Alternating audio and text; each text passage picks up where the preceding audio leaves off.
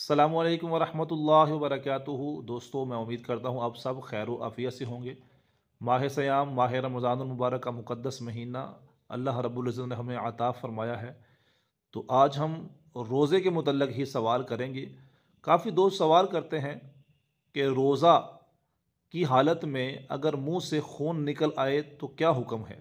ہم بچے سے سوال کریں گے، یہ ہمیں جواب دے گا۔ جی بیٹا، آپ یہ بتائیں کہ بعض اوقات ایسا ہوتا ہے کہ داڑھوں سے خون نکلنا شروع ہو جاتا ہے، یا دانت ٹوٹ جاتا ہے اور خون نکلنا شروع ہو جاتا ہے۔ اگر خون نکل آئے اور خون منہ کے اندر ہو تو اس سے کیا حکم ہے روزے کا؟ روزہ ٹوٹ جائے گا یا نہیں؟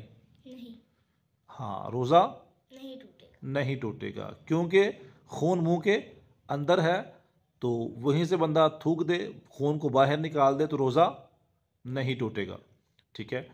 اور اگر وہ خون منہ کے اندرونی حصہ یعنی کہ حلق سے نیچے اتر جاتا ہے تو پھر اس کے لیے کیا حکم ہے؟ اس کی دو صورتیں ہیں۔ اس کی دو صورتیں ہیں۔ اب پہلی صورت یہ ہے کہ وہ خون خود بخود گلے کے نیچے چلا گیا ہے، حلق کے نیچے، اور دوسری صورت یہ ہے کہ ہم نے خود جان بوجھ کے اس کو اندر حلق کے نیچے لے لیا ہے۔ اچھا ٹھیک ہے، اگر ہم نے وہ خون جو خود بخود چلا گیا ہے تو پھر اس میں کیا صورت ہوگی؟ روزے کا کیا حکم ہوگا؟ روزہ ٹوٹے گا یا نہیں؟ اگر کم تعداد میں تھوک ہوگا اور زیادہ تعداد میں خون ہوگا تو روزہ ٹوٹ جائے گا۔ یعنی کہ اگر خون کی رنگت زیادہ ہیوی ہے تھوک پر تو پھر روزہ ٹوٹ جائے گا، اور تھوک کم ہے یعنی کہ تھوک نظر بھی نہیں آ رہا، کم ہے، اس کی وائٹنس کم ہے تو روزہ ٹوٹ جائے گا۔ تو اگر دوسری صورت کیا ہے؟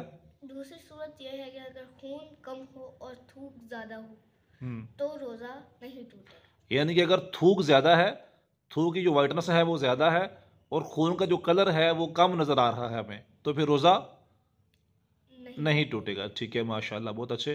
اچھا، یہ تو تھا آج کا سوال جو بچے نے بڑے اچھے انداز سے ماشاءاللہ اس کو بتایا ہے۔